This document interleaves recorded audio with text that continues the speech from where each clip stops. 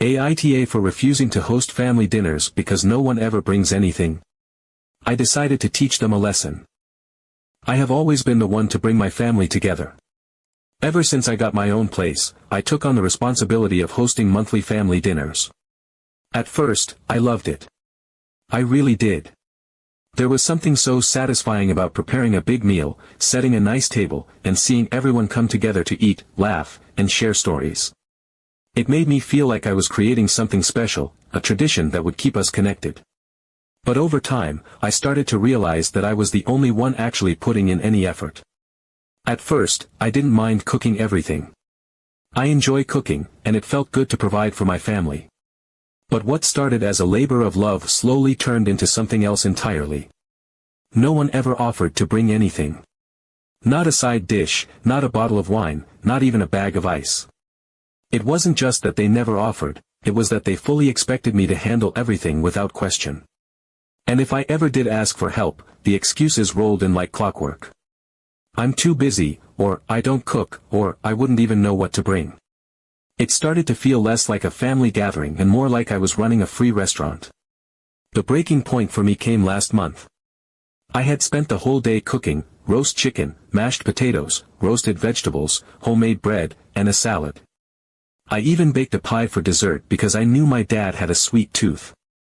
My brother, who lives 20 minutes away and has zero responsibilities outside of work, was the only person I asked to bring something. Just some bread. That's it. I figured it was the easiest possible thing to ask for, no cooking involved, just pick up a loaf from the store. He walked in empty-handed. When I asked about the bread, he just shrugged and said, "Oh, I forgot." You got it, right? And then he put a six-pack of beer in my fridge, the beer he had brought for himself, of course. I just stared at him. It was like a slap in the face. He had no problem remembering something for himself, but when it came to contributing even the smallest thing to a dinner he was happy to eat, it didn't even cross his mind. I wish I could say that was the only issue that night, but it wasn't. My cousin, who always finds something to complain about, took one look at the spread and said, "Oh, you didn't make lasagna. You know that's my favorite." No thank you, no appreciation for the hours I had spent cooking, just disappointment that I hadn't tailored the meal specifically to him. My aunt made a comment about how I could have added a few more side dishes, as if 5 wasn't enough. And at the end of the night, everyone just got up and left, leaving me with a mountain of dirty dishes and not a single offer to help. That night, I sat at the kitchen table, exhausted and frustrated, and decided I was done. I wasn't going to do this anymore. If my family wanted to have these dinners, they needed to contribute. The next day, I sent a message in our family group chat. I told them I wasn't hosting another dinner unless we did it potluck style. Everyone would be responsible for bringing a dish or at least contributing in some way. I didn't think it was an unreasonable request. But the backlash I got was immediate. My mom called me first, acting like I had just announced I was cutting ties with the family. "But you love hosting," she said, like that somehow meant I was obligated to keep doing it under these conditions. My brother, the same one who couldn't even bring a loaf of bread, said, "That's so dramatic. It's just easier if one person handles it." Easy for him to say when he was literally doing nothing. My cousin, the one who whined about lasagna, said I was ruining our tradition. That's when it hit me. They didn't appreciate what I was doing. They had just gotten used to it. They saw it as a service, not an act of love. I stuck to my decision. When the next month rolled around, no one stepped up to host. They all just assumed I would cave and do it anyway. When I didn't, my mom called again and said, "So are we just not doing family dinners anymore?"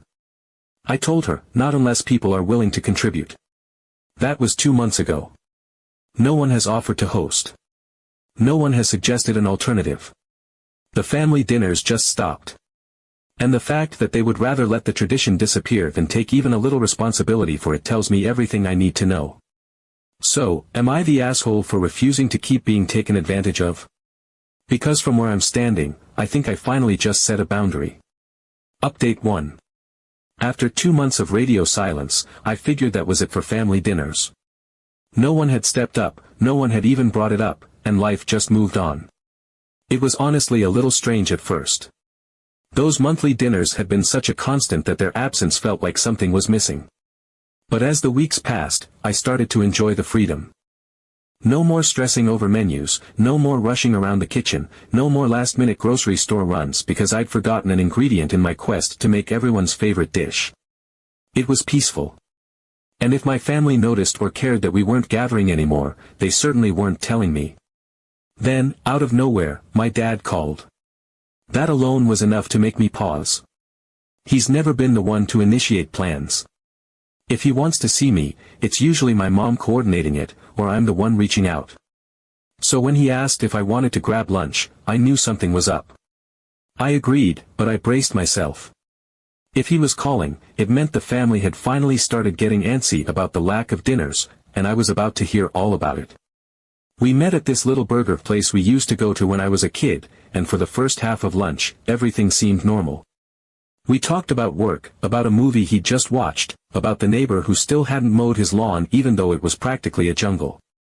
And then, just as I was starting to wonder if I had misread the situation entirely, he casually mentioned that my mom was upset, my brother had been complaining, and my aunt kept bringing up how someone should do something. But, of course, no one actually wanted to do anything. I just nodded, waiting for the inevitable guilt trip. This was usually the part where someone in the family tried to convince me that I was being selfish or that it was my role to host. But instead, my dad surprised me. He wiped some ketchup off his fingers, sighed, and said he told them they were being lazy.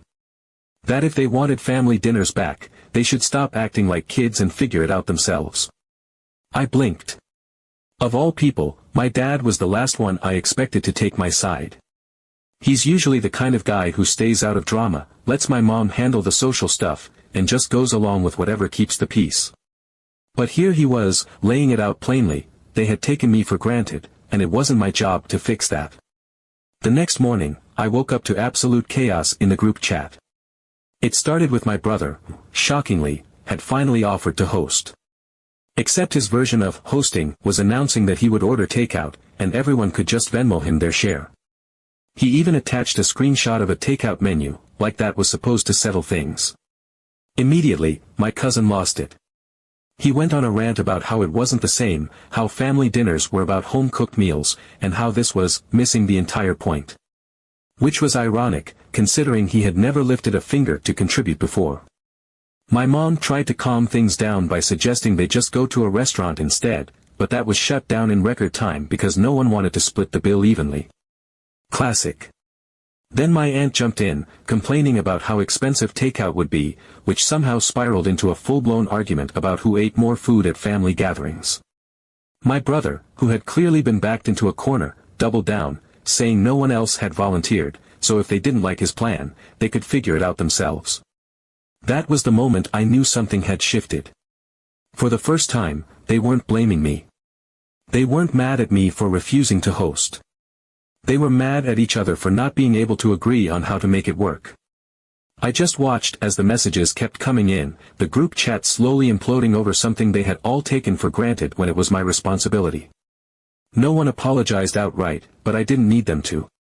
The shift in tone said it all. They had finally realized how much effort I had been putting in, how much work went into those dinners, and now that the responsibility was on them, they were floundering. That felt like a win. Update 2.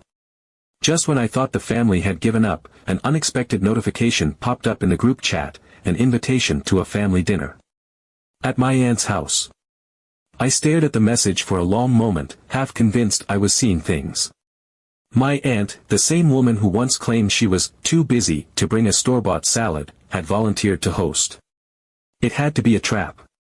Or at the very least, a half-hearted attempt to prove some kind of point. I could almost hear her voice saying something smug, some little remark about how, it's not that hard, or, you just have to be organized, like she hadn't spent years enjoying my effort without lifting a finger.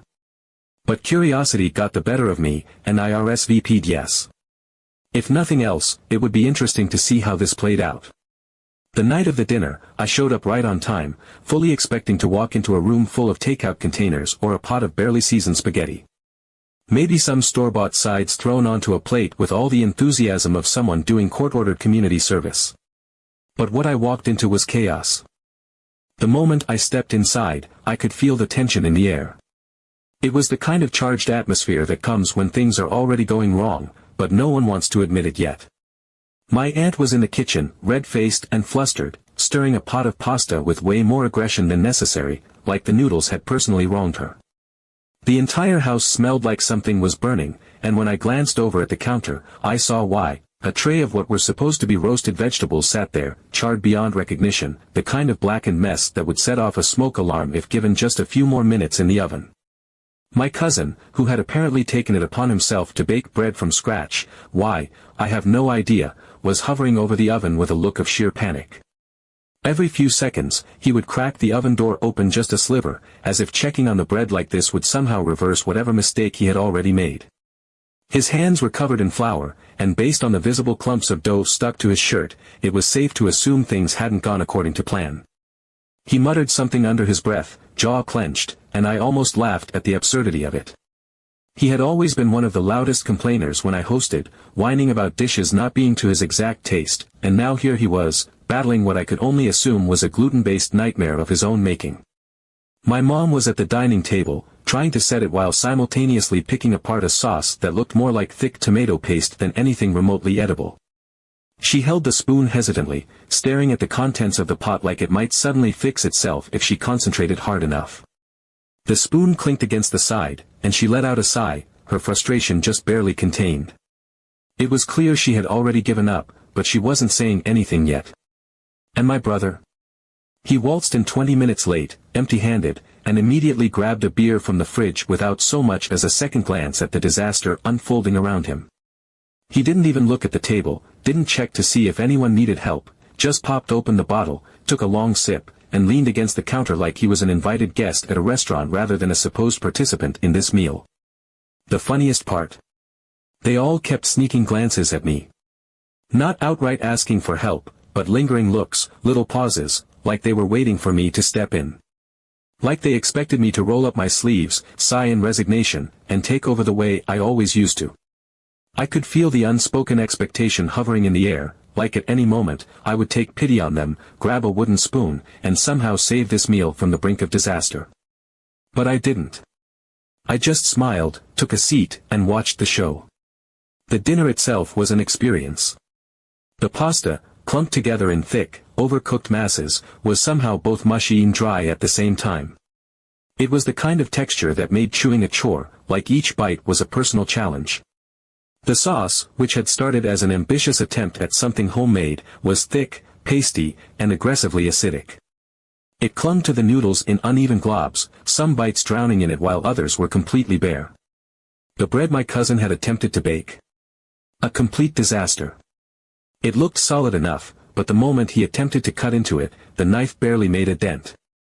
He struggled with it for a solid minute before finally managing to saw off a piece, only to realize that the inside was somehow both too dense and still slightly raw. He took one bite, chewed for way too long, and then dramatically pushed his plate away, like he had just lost a part of his soul. The salad, the one dish that required absolutely no skill, was literally just a bowl of plain lettuce with a bottle of dressing placed next to it like an afterthought. No toppings, no seasoning, just dry leaves sitting in a bowl, waiting for someone to make the effort of actually assembling a proper salad themselves. My aunt, clearly exhausted, kept making frustrated little noises under her breath every time someone asked where something was. My mom, unusually quiet, focused way too hard on her plate, chewing with an intensity that suggested she was trying to avoid speaking at all. My cousin looked like he was experiencing an existential crisis, staring down at his failed bread with the haunted expression of a man who had underestimated every step of the process. And my brother, oblivious as ever, just kept eating like nothing was wrong, happily shoveling food into his mouth as if he wasn't sitting in the middle of what could only be described as an unintentional comedy sketch. The stress was palpable. Every few minutes, someone sighed or muttered about how much effort this had taken. My aunt, usually the loudest voice at these gatherings, barely spoke as she picked at her food, the exhaustion evident in every movement. My cousin, still recovering from his baking failure, looked genuinely rattled, like he had just learned some fundamental truth about the world that he wasn't ready to accept. And then, finally, my mom exhaled deeply, put her fork down, and said, "I don't know how you did this every month." That was the moment it clicked for them. For years, they had walked into my house, sat down, and eaten without a second thought. They had never considered how much time, energy, and planning went into making those meals happen. They never worried about grocery shopping, timing the dishes, setting the table, or making sure everyone's favorites were included. They had just shown up, eaten, and left, assuming it all just happened. But now, as they sat around that table, stomachs full but not exactly satisfied, surrounded by the wreckage of their own making, they finally understood. My aunt, rubbing her temples like she had just fought in a war, muttered, "Potluck sounds good next time." And just like that, the dynamic shifted. Update 3. Things had been going well for a few months. Ever since the infamous disaster at my aunt's house, the family had finally started to understand what I had been dealing with for years. The potluck system was working, everyone was contributing, no one was overwhelmed, and for the first time in a long time, I actually enjoyed family dinners again. No more frantic meal prep, no more feeling like a short-order cook in my own home, no more last-minute grocery runs because someone forgot to bring what they promised. It was nice. Peaceful. Balanced. Even my brother, who had spent years showing up empty-handed and oblivious, was participating. Not perfectly, of course, he was still the king of bringing the absolute bare minimum, like a single bottle of soda or a bag of chips he had clearly picked up at a gas station on the way over, but it was effort. And effort, in my family, was a monumental achievement. For the first time in forever, I felt like I wasn't being taken for granted. Then my brother pulled the ultimate betrayal. It started with a casual mention over lunch, the way someone might mention a new movie they wanted to see. He was hosting a Friendsgiving at his place. At first, I laughed, thinking he had to be joking. This was a man who had once forgotten to bring a loaf of bread to a dinner that he was actively attending. A man who had never in his life hosted anything more complicated than a beer and pizza night. A man who, just a few months prior, had genuinely suggested ordering takeout for a family gathering because it's just easier. But no. He wasn't joking. Not only was he hosting, but he had planned the entire thing down to the smallest detail. He had sent out a menu, assigned dishes to his friends, and even decorated his apartment. He had gone to multiple stores to get the perfect table settings, bought festive little centerpieces, and was even, according to his own words, brining a turkey for maximum flavor. I stared at the text in disbelief. For years, he had acted like contributing to family dinners was an unbearable burden. Every time I had asked for the smallest bit of help, it had been met with excuses, eye rolls, or a half-hearted "I forgot." But now, with his friends, he was suddenly the host of the year. Coordinating dishes, decorating, planning a full Thanksgiving meal. The same person who once said cooking was too much work was now roasting a turkey and sending out detailed instructions for side dishes. I confronted him about it, fully expecting some flimsy excuse. Maybe something about how it was a one-time thing, or how his friends were helping more than family ever did. But no. He just shrugged and said, "It's different when it's for friends." That stung. It wasn't even that I wanted him to throw himself into family dinners with the same enthusiasm he had for Friendsgiving. It wasn't about the effort itself. It was about what it meant. All those years I had been cooking, cleaning, and organizing while he showed up with nothing but an appetite. He hadn't been incapable, he just hadn't cared enough. The moment he had an audience that wasn't family, he suddenly found the ability to do everything he had once dismissed as too much work. So I did something petty. I RSVP'd yes to his Friendsgiving and showed up empty-handed. It was glorious. His apartment looked like something out of a lifestyle magazine. The table was perfectly set, there were little candles flickering in decorative holders, and the food actually smelled incredible. He had gone all out, and I could tell he was proud of it. He had transformed from the guy who once brought a six-pack of beer to Thanksgiving into someone who cared about presentation, timing, and atmosphere. The second I walked in, he looked at me expectantly, scanning for the dish I was supposed to bring. He had assigned me mac and cheese, a dish I had made for years at our family dinners. A dish he had specifically requested in the past. A dish that, up until this very moment, I knew he fully expected me to deliver. He frowned. "Where's the mac and cheese?" I smiled, all innocence. "Oh, I forgot. You got it, right?" The look on his face was priceless. It was like watching every single time he had done this to me hit him all at once. The flicker of realization, the disbelief, the slow, dawning frustration. He opened his mouth, then shut it again, like he was struggling to process what had just happened. My mom, who had been standing just behind him, let out a tiny gasp. She wasn't scandalized, if anything, she was impressed. She leaned in slightly and whispered, "That was cold." But I caught the smirk she tried to hide. Dinner went on as planned, but the tone had shifted. He scrambled to make something last minute, throwing together a box of Kraft mac and cheese that he clearly had stashed away for emergencies. The energy was different now, though. Every time he passed me a dish, I could feel the weight of what had just happened hanging between us. He knew. He got it. For once, he had to deal with what it felt like when someone doesn't put in the effort. Lesson learned, effort should go both ways. Update 4.